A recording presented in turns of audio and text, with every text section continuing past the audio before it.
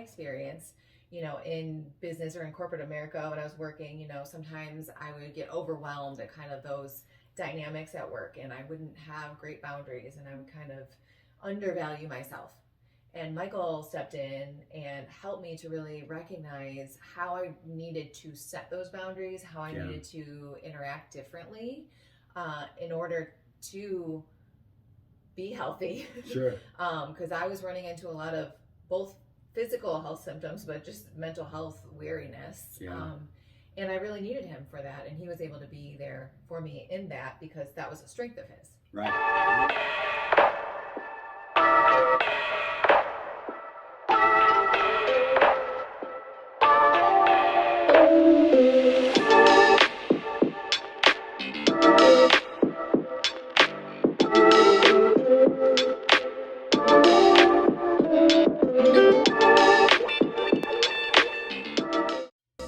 All right, welcome back.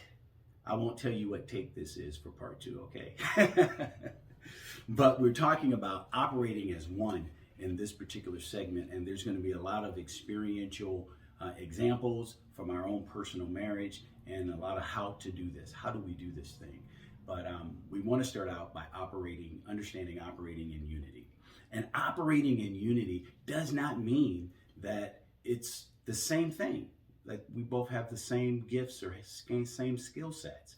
Operating in unity means that we take both of our skill sets and both of our giftings and bring them to the table, and we both have access and are able to use them both for the value of the relationship.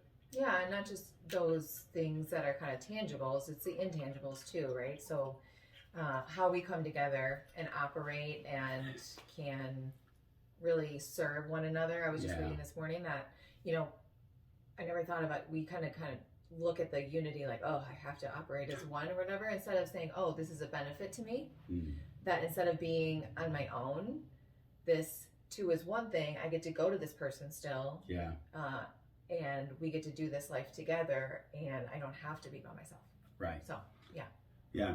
And so what I was going to say with that is that okay. The devaluing, so sometimes we end up kind of undoing what's supposed to be a help, right? And we end up devaluing our spouse or devaluing ourselves, which is really not contributing to the unity, right? It's not contributing to our oneness and our ability to function as one. But the reverse is true. So that we've talked about this in some of our previous episodes about when I value myself, I end up valuing other people. Right. And so what value am I attributing, right, to my spouse and vice versa? And if that's not happening, then it's not really a surprise that we're not operating in the same vein as we talked about in the last video. I was on this, like, this was what my marriage was about for me, and Michael was over here like, this is what the marriage is about for me, and we weren't meeting in the middle. And how can you be unified on separate tracks? Right. How can we be both emotionally and transactionally or business minded simultaneously together?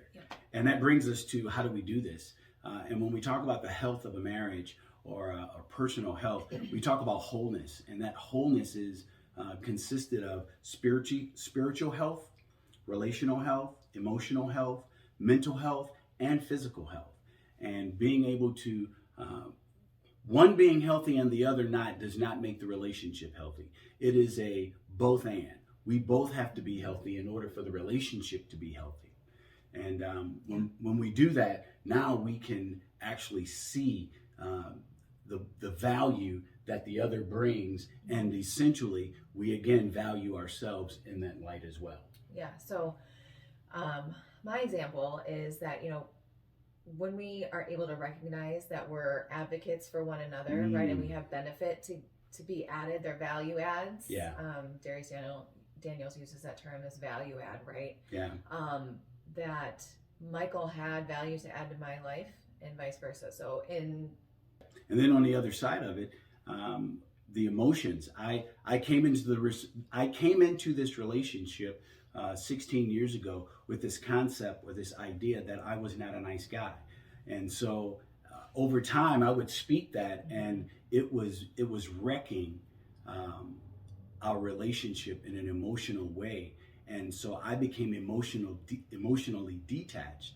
And it wasn't until Katie with her mental therapy, health background, began to speak into my life that people see you as a nice guy. Why do you keep saying you're not a nice guy? And so we began a habit of her bringing up to me when I was, because I would say it so often that I didn't even know that I was saying it. But I was deeming that on myself, which was wrecking our relationship because people thought I was a nice guy. I didn't think I was a nice guy, so I wasn't bringing nice guy to the relationship. But when I stopped saying I'm not a nice guy, oh man, our world turned around, and I was able to get in touch with feelings and emotions that I ordinarily, or I had shut down or became callous to. Yeah. So the next thing really is just the ability to be honest and open and do, life check-ins and recognize that if you're going to be honest and open with anybody, it should be with your spouse, right? And so that we're advocates, and this is a word that we've used a lot together, Right. like when we point something out, it's not to shame the other person, it's to encourage the other person Right. to really be who God made them to be and not hide behind what they used to be, which is part of this group, right? Is a step out to step in, this notion of like, we don't have to stay who we were, right? When we meet Jesus, it's automatically this Right. transformation that's happening, and that can be beneficial when you've got two people, you have a mirror with the other person, Right. showing you that. So we started doing life check-ins, and when we started it regularly. Once a week we would sit down and we would have these, how did this week go? What went well? We kind of did it in a business format, which spoke to Michael's, sense of familiarity, but it helped. For me, it was helpful because I'm like, let's tangibly identify the things that are going well and things that are not going well, because if you don't do that, it's really hard to move forward. We said that too, right? If we don't know where we are, how do we know where we're going? Right.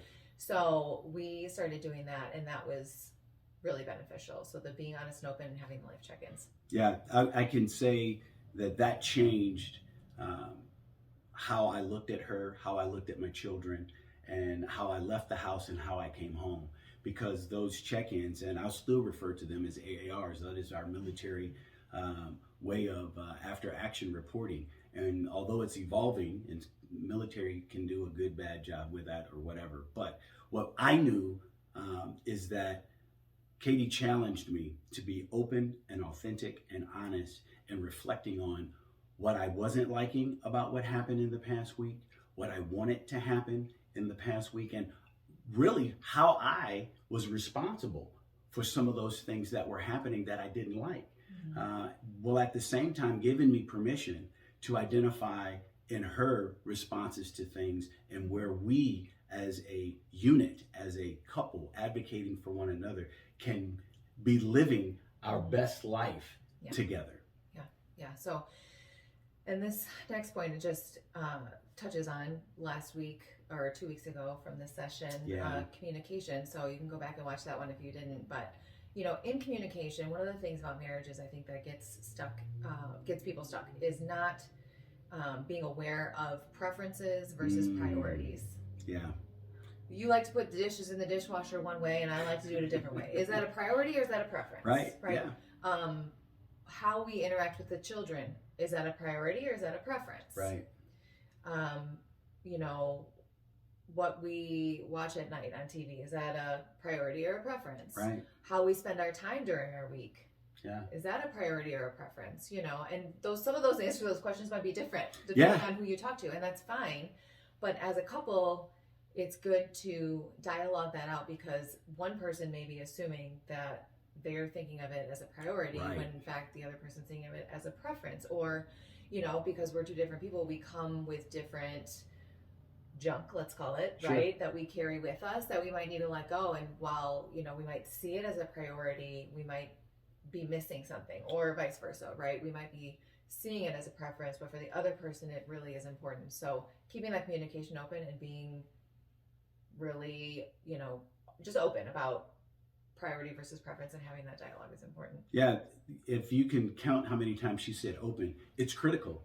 It really is, because we have a tendency. So here's what you can understand the difference between priorities and preferences. Preferences leave you closed up. They leave you boxed in because you're not willing to do anything more than what you prefer. Priorities, however, is the openness. Priorities invites difference, invites new perspectives, invites things that may make you uncomfortable. I mean, the Holy Spirit is here, because I got chills talking about this, because it's important to understand how valuable and how critical to your relationship the way that you communicate priorities and preferences, and more importantly, identify them. Because I have been able to learn to identify priorities and preferences in Katie, as Katie has been able to do that same thing for me. And then once we get called out, is that a priority or preference? There's an immediate shift that happens, because priorities bring about a level of communication and camaraderie that we want, whereas preferences set up boundaries and barricade ourselves in from experiencing what's on the outside of them.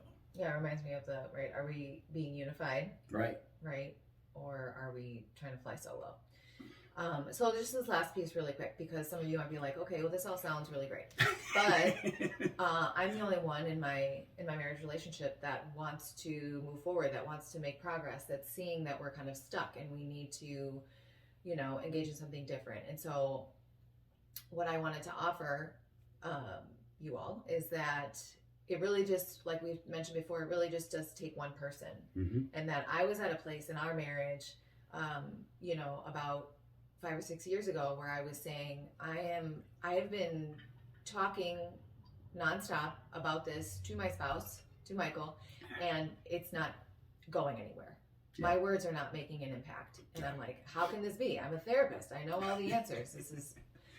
And what it was is I really needed Jesus to get on in the mix, is what I needed, because only Jesus can really speak to our hearts in a way that we each individually understand and accept. Now, as we get more softened to the Holy Spirit, right, and over time, this has gotten better, and it has shifted the dynamic between Michael and I. But in the initial outtake, when I was feeling like we were lost, like how were we going to move forward, I had to be willing to pursue my own health and what I knew, Jesus was calling to in our relationship, even if he wasn't going to be on board with me. And so I really pursued my own health and really grew spiritually and really did my own strengthening of my relationship with God, and asking God to step in, like, I can't do this. This is not working. You have to be the one to do it. You have to be the one to step in to bring him this revelation. And so this is part of the reason why I do coaching. One of the big reasons, because if we can get better at who God made us to be, healthier, whole, right, recognizing our wholeness in Jesus, that when we do that, we inevitably shift and move ourselves and shift and move what we do get to control and manage, which is ourselves. We actually don't get to manage and control our spouse. And the more we focus externally on the other person, the less we'll be able to do anything of value and help, not just to the relationship, but for ourselves. And so it's possible to find that. We are proof of that. Yes.